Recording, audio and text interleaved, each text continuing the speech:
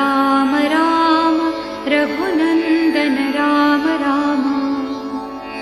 श्रीराम राम भरताग्रज राम राम। श्रीराम राम रणकर्कश राम राम। श्रीराम राम शरणं भव राम राम। श्रीरामचन्द्र चरणं मनसा स्मरामि।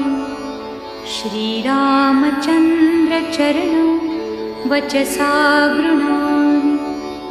श्रीरामचन्द्र चरणं शिरसा नमामि। श्रीरामचन्द्र चरणं शरणं प्रपद्ये। माता रामो मत्पिता रामचन्द्रः